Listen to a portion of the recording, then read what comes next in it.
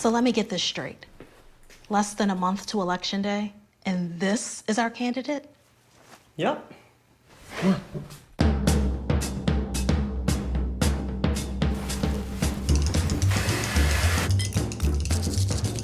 All we have to do is get him elected, and then we can do whatever we want.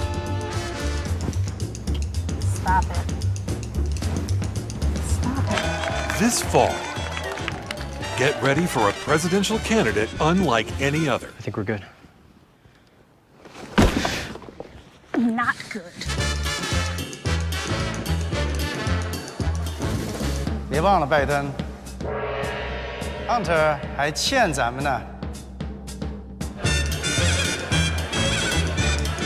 Weekend at Biden's. I actually think I played this video before, but it's more relevant than ever. Welcome back, beautiful and amazing human beings. My name is Luke Radowski here of WeAreChange.org, and man, oh man, do we have some crazy news to get into today, not just with our domestic political landscape, not just with Elon Musk, not just with more fake news, propaganda, and disinformation out there, but there's a lot of crazy international news as well, as Poland is building up their defenses and Iran is setting up for yet another conflict and war. What's going on there? Are the Russians fleeing Kherson right now? What's that going to mean? Well, we're going to be talking about that, plus a lot more, all here on this independent media broadcast. If you like the shirt that I'm wearing, you could get it on thebestpoliticalshirts.com, and the clip that we played in the beginning of this broadcast was done by No to Joe Pack, an absolutely brilliant film of satirical political theater that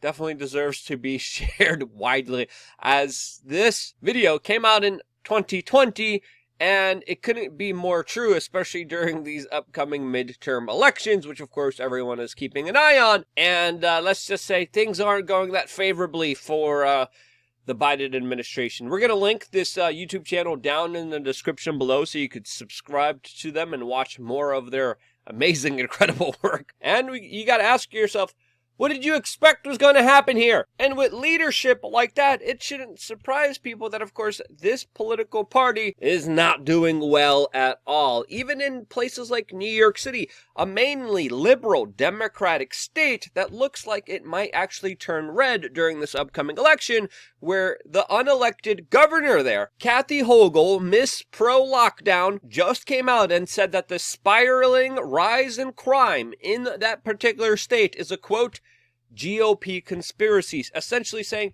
there's no crime, there's no people being shoved on the train tracks, there's no people getting beat up, assaulted, and robbed in record numbers like the data clearly shows, like the overwhelming amounts of video on social media show. This is just a conspiracy theory. This, of course, is one of the favorite talking points of intelligence agencies, the establishment, the corporate media, including, of course, the Washington Post, that says, oh, you're asking for video footage and evidence? You're a conspiracy theorist. Politicians aren't above the law. They play by the same rules that everyone else does. Oh, wait there. They don't. Politicians are mostly honest human beings that are moral and follow God. Oh, wait. No, they're not. Government is a force of good that, of course, is there to help and protect individual liberty and people's freedoms, while, of course, looking out for their own personal well-being. Oh, wait. No, they're not. And we have to remember, when we're listening to politicians, when we're reading the corporate media, we are reading essentially an establishment press release that is akin, in my opinion, to mass hypnosis mind control. Why is having evidence leading to a conspiracy? It's not. It could end conspiracy theories just by being transparent, open, and providing evidence towards your claim that powerful people make that usually lie about the claims that they make. Why is the corporate media running around with this lunatic kind of nonsensical, illogical thinking? Well, it's not thinking. It's propaganda. Why are stories of people sterilizing themselves being celebrated and promoted by the corporate media? Well, that's another question you got to ask yourself. As, of course, also in recent days, the corporate media has set its sights on Elon Musk, a billionaire that has just purchased Twitter, an online social media platform, as, of course, the same organizations that criticize this billionaire taking over and have an influence in our society celebrated others who did it before him. And when it comes to the corporate media's analysis of this, yes, there's a lot of hypocrisy, mainly because Elon Musk is promising to bring back free speech, which would counter a lot of the narratives that they're just trying to regurgitate and shove down your throat. Free speech stands in the way of that, and that's why I think Elon Musk has been under attack recently, with, of course, the latest confrontation being between the media darling AOC and Elon Musk himself, that went at it on Twitter with AOC saying that free speech isn't an $8 subscription plan, criticizing her problem as a very rich person now being forced to pay $8 a month. And again, the platform is still going to be free.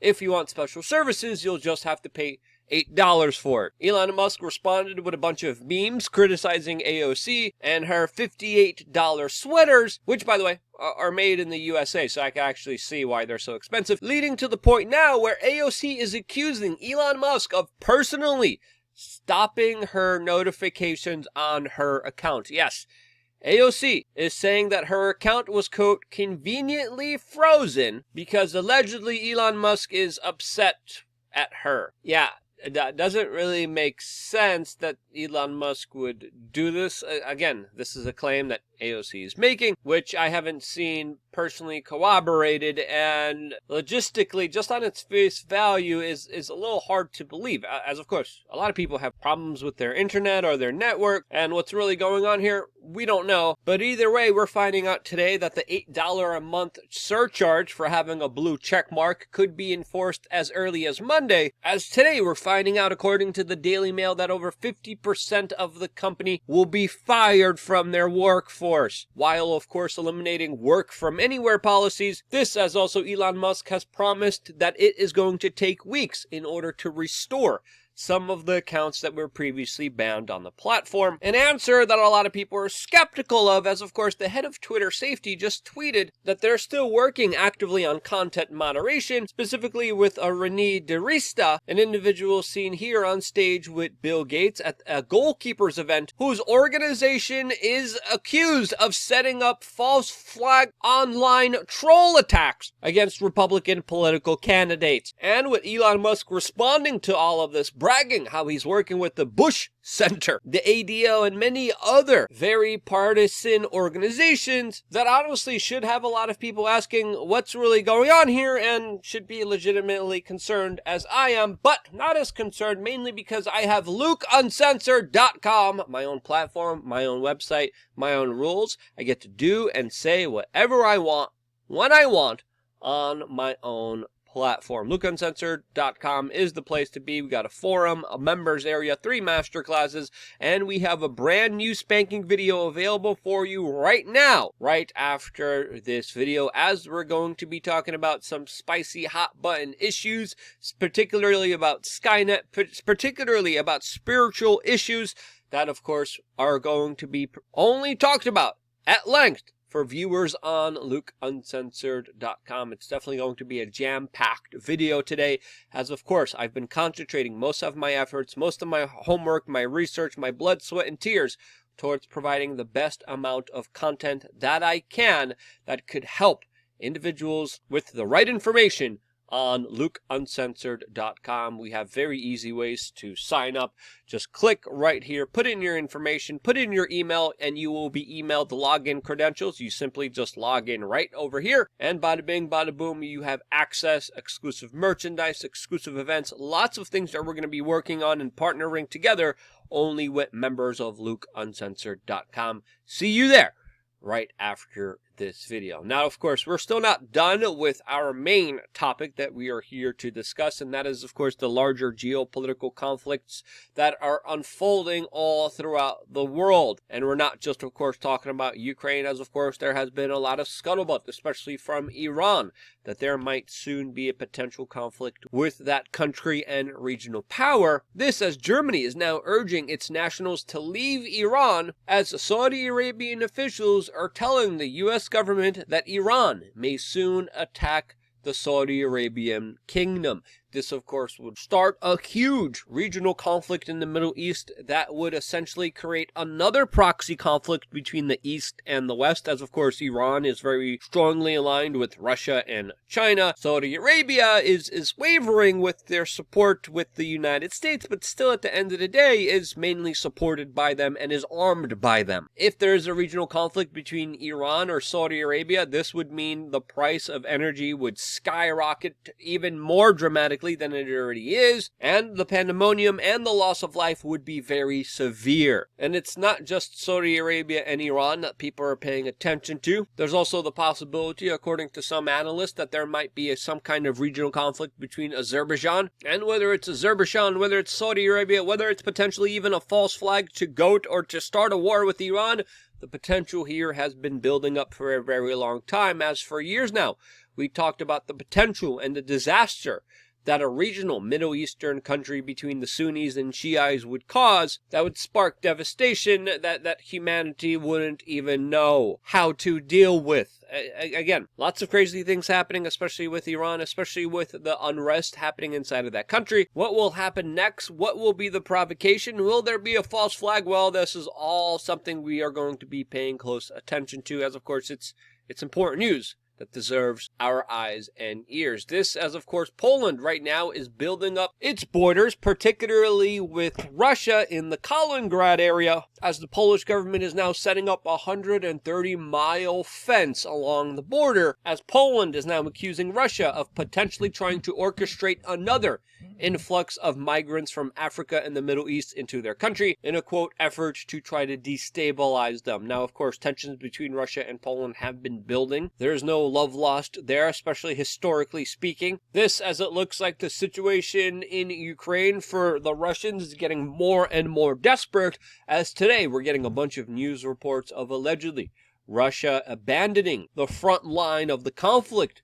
between Ukraine and Russia in Kherson, allegedly abandoning their checkpoints, removing their flags, as the Ukrainians look like they will be taking back Kherson, which is a key important city in this conflict, as of course it allows Ukraine to also get access to Crimea. Now, are these Western reports accurate here? Are they really retreating? Is this just a civilian evacuation? Is this a real evacuation? Well, only time will tell, but the flags are being removed. Another top general is being fired, and with this defeat and Ukrainians right on the border of Crimea, this of course escalates the situation drastically, as of course the Russians are becoming more and more desperate in this situation. With that comes the more likelihood of desperate actions, which essentially at the end of the day here don't point to anything favorable for anyone, as of course the West has not been giving Vladimir Putin an easy way out of this conflict. This, as the Russians have been predominantly targeting Ukrainian infrastructure, which is having a severe effect on the power outages that are happening all throughout Ukraine. We're learning today that also a major nuclear facility was just taken offline, which could potentially spark a major refugee conflict in the region. All of this as the president of Russia is joking about nuclear war. And that's not really a funny topic for me, as of course for weeks now the Russian forces have been preparing to work under radioactive contamination, this according to a Reuters report. And with these jokes not really being that funny, it really makes you wonder what in the world is going on here and why are we in this particular situation. This is a stupid situation. This is a situation that is definitely not helping the people of Ukraine. This is a situation that a lot of people feel stuck in, and with everything escalating this conflict, with a potential new front being opened up in Iran, I think it's fair to say that the writing's on the wall. There's a lot more trouble than good times ahead. Prove me wrong. Let me know if you think I'm wrong down in the comment section below. I wouldn't be here if it wasn't for you guys, and this is why I love you guys. Stay tuned for more here on wearechange.org. One more video right now available to you on lukeuncensored.com. See you there.